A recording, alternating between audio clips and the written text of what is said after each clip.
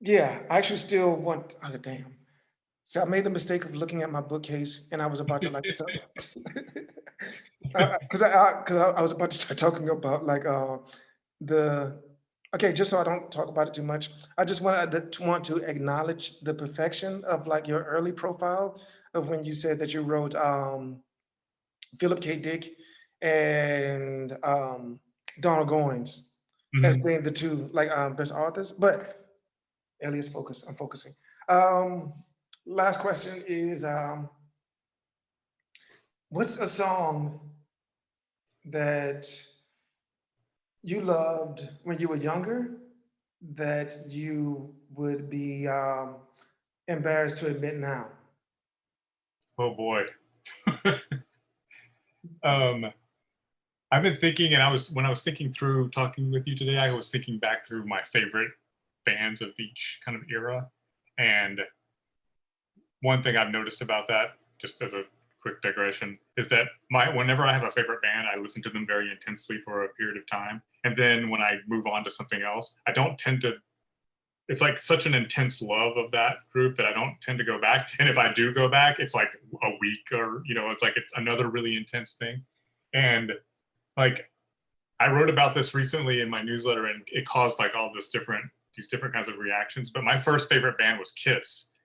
Okay. And my defense of that is I was 8 years old when you know, this was kindergarten through second grade. I was like, they were the shit. They were the thing. But I was so young that like, of course I didn't know, you know, anything about, I didn't have any critical faculties whatsoever. And so You're Kiss, forgiven. it's been a real connection because there have been people who've like come out and said, "Hey, yeah, me too," and then there are other people who've been like, "I can't believe you liked," like it's been this real kind of polarity between the kind of reactions that I've gotten. But Yeah. then my next favorite band was Oingo Boingo, and that also seems to spur like ridicule and also like camaraderie. So So it's like that end of at the end of like Airheads, yeah, where they're like, I played D&D too. yeah, exactly, which I did. Yeah. Yeah. So I don't know if there's a particular song, but I do feel some. I don't know if I'm embarrassed. Yeah, I guess it is like There's no need to be embarrassed. It's just it's really one of those things just to like make a question, um, right. and then Well, just I think when people talk about guilty pleasures, I don't think you should feel guilty if it's something that gives you pleasure. I don't think you should feel guilty about it, unless it's like underage boys or something. Like they're definitely like there's a line, but there's like if it's music, there shouldn't be anything. And I was thinking the other day, like I had heard this cover version of a Tool song, and I was like, oh, that's all right. And then I felt like that was a guilty pleasure for enjoying a Tool song. So yeah. But like see, but see, your perception, I'm not your gonna lie. I perception, love Tool though. I do like right? Tool. But hold on. But But what was the cover? Who did the cover? Young and in the Way, Okay. Okay. I'm yeah, it not was. even sure who that is, but yeah. It's they were like a crust metal band that broke up after a big controversy. But I had some playlist of cover songs, and that one came on. But yeah, I feel like that it shifts because like I can't, there are bands that I used to love that I can't listen to anymore because of like the shit they did later or whatever. Like Red Hot Chili Peppers. Like I love the early, all the early stuff. Okay. Which one? You mean like super early or mid early?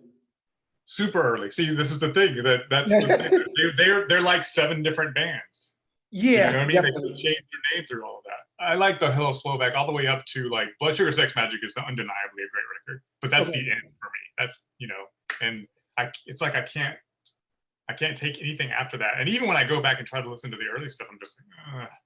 I had the same problem with Jane's Addiction. I couldn't for a long time. I couldn't listen to them, and I've gotten over that, and now I really enjoyed them again. But so there's Honestly, I don't know what it is about Jane's Addiction, but I felt the same way about them. Like I used to be like, I could really do it.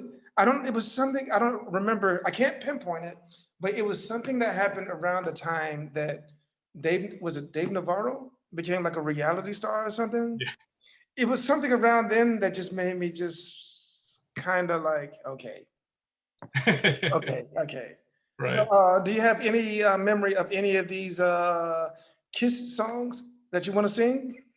I don't want to sing them, but like the first one that always comes to mind is "Shout It Out Loud" because just being a young kid, that was just like such a perfect kid song.